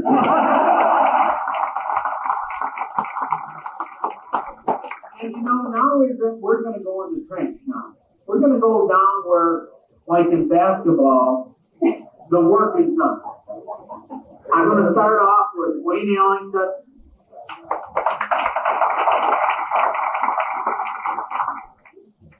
I've got Bob Corbett, Jerry Adams. The Weather Service doesn't know what they missed with the experience and the skills of those four men. I'm telling you, it's unbelievable. Bill Martin, where are you?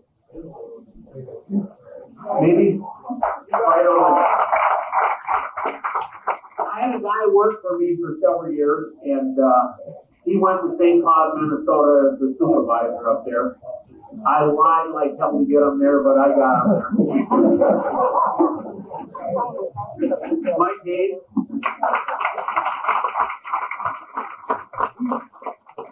He saw 40 below zero was the record in St. Cloud. And he said, wait a minute, I'm smarter than that. He's going to reside in Phoenix from now on as a weather specialist down there. But are there any weather guys I missed? John Bell, my supervisor, this past year. Homer Farmer, I want him to stand up because this guy here, he still owes me. Homer, you owe me this. I gave you a whole observing thing many years ago, where the temperature shelter, the instrument shelter. Did you see one up on the way? I gave it to you because you needed one, and mine, not mine anymore, but Merlin is worn out.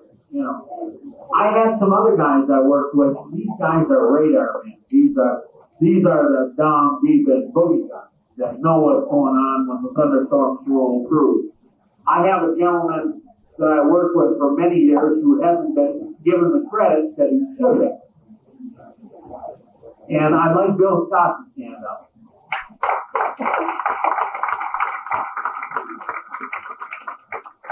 And then there's Mr. Miller. I don't really talk about Mr. Miller too much. Because I can look him eye to eye. But he's had two holes in one. And it's just disgusting. In the same year. Yeah, raise your hand, you sirs. Just walking in the building here a second ago was the guy I mentioned, Timothy. Stand up, Tim. He's one of the interns that has made my job easier here in Waterloo. And I'm not kidding when I tell you about it. I couldn't have done anything that I've done without him. I want to thank Kurt Philippe, a new employee at the National Weather Service, for his assistance in the past few months. Kurt.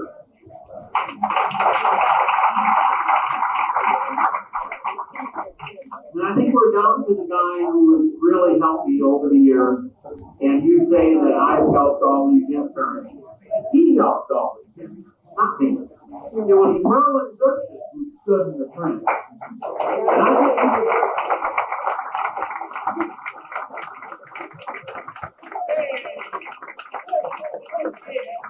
I would have never done the job without Merlin. You know, Merlin said about his divorce and about all the traumatic things that happened over the years. And he went down to Des Moines and came back. Mr. Baker thought, oh, we'll give Merlin back to Ralph because he's done a good job. And I said, get it. Merlin is probably one of the best technicians that ever rode the ring. And I'm so proud to have him as a friend, as a co-worker, as a guy that I have worked with over the years that has meant a lot to me. And I want you guys to know, I think I forgot, did I? I want you to know that I really appreciate all the help I've done. I now have to go. There's so many people I gotta thank, but damn it, you're here, so you're gonna listen to this. It's my turn. Lyle Brown, Marlene Hampton, Charlie McMurray, people from the FAA. I see a guy with a lot of hair in the back of the room. You know, I have to look at you all. And if their names hurt me once in a while, please understand. Very please. You all have helped me through my time. And I want to step down from my hope. I can't step down. I love it up here on this boat. You all helped me do my job better. And I have to be honest, you may burn me a little bit tonight, or this afternoon, but I want you to know that you didn't burn me that much. I've got a friend of mine that came down, he's in charge of the weather office in Rochester, Minnesota. And this man has been in charge since Price was a corporal. I think we're looking at over 40 years in the weather business. And he's been a dear friend. I couldn't have done my job without his help and his electronic technician help at times. Great. Ben Ahmed from Rochester. Stand up, Ben.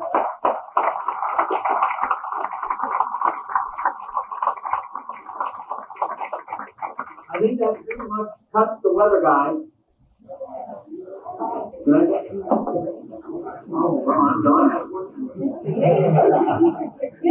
want you to know, now it comes down to Frank. And I guess as I look around, I can't even describe what Frank means. I can't even touch on F-R-I, how do you spell that? E-S-E-S, and I see a lot of you that are really, really friendly. I'm gonna miss you as a weatherman, but understand I'm always around, and if you need a forecast, I can come up with one real quick. I wanna tell Craig Johnson that my 16 years or 15 years working with you has been a pure pleasure, because I've seen TV weathermen, and that's just what a lot of them are. The TV weathermen are just a big blow with no go. And Greg is not of that stature. He is a meteorologist, and I want everybody to know that I feel that way about him. And I truly, truly have enjoyed my experiences with Craig.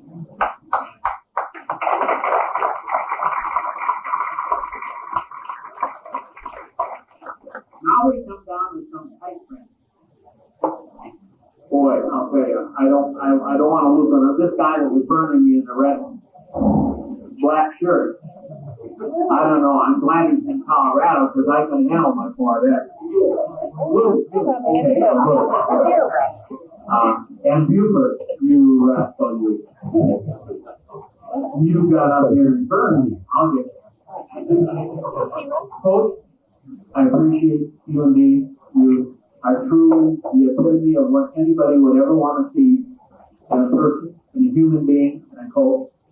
I think highly of you. I love what you've done with the program at UNI, and I surely hope that you'll continue until you're old as I am.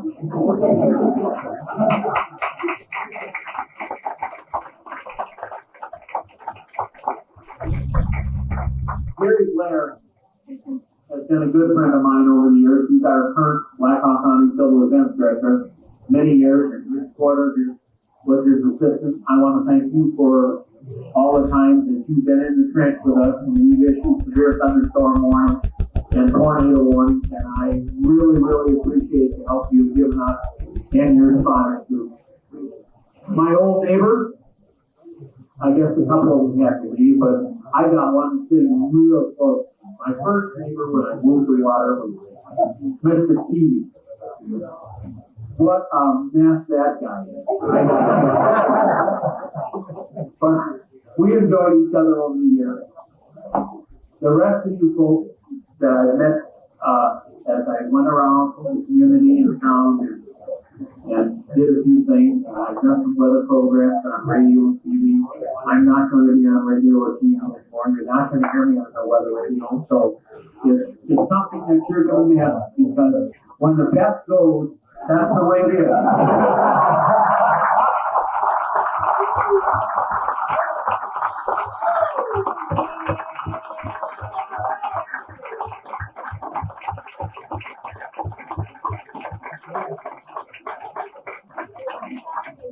Well, don't sit on this.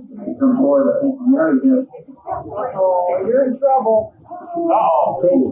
Well, we have one final act to make this thing official. You want to come forward? Boy, it does feel good stand up to me to feel important.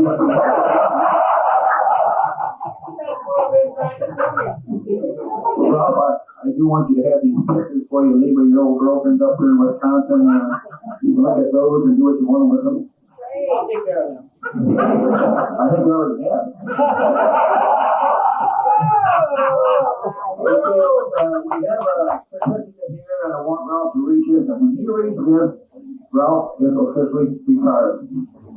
What he does this on behalf of Ralph and Mary and Katie Russ and the Russ family. And all of the friends, we want to thank you all for coming today. Mary, but anyway, Mary just advised me to tell you that there's plenty of food and drinks and stuff left to go. So if you don't eat this stuff, Ralph can have to eat it, and I'm going to eat it. But anyway, Ralph, again, it's been a great pleasure. It's a great friend. I want you to read this, and when you read this, buddy, it's over. Thank you, Tom. I really want to thank Tom for spending his time out here in Barren Waste, as he puts it. He moved to Colorado Springs where the temperatures are in the 50s and 40s, and it doesn't snow and it doesn't rain and it's nice all the time. I think that's where a person goes when they cop out from everything. I don't know. I don't know. But I'm going to read the certificate. Certificate for outstanding performance. One attaboy awarded to Ralph Brown. Attaboy from an old timer was on board ship when I said, you know who you are. One thousand attaboy qualifies you to be a leader of men. Work overtime with a smile. Explain problems to management and be looked upon as a local hero. Ladies and gentlemen, I really, really thank you for coming today. Oh, the bottom, oh, no. One off shift canceled off prior at I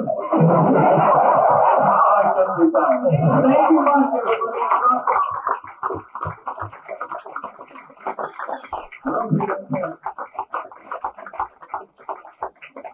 One final thing, now that you're retired, and I'm sure you may be looking for another employment, even if you blew your camp computers on the car deal. I did pick up an application for you, and you can go over it. You would have to go over tonight, but when you get home, look it over. The application for you to join the mafia. Good luck to you.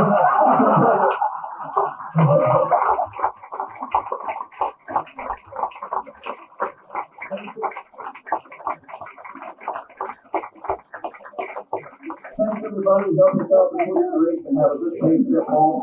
It's been a pleasure, and hope you see you all around again sometime. Thank you.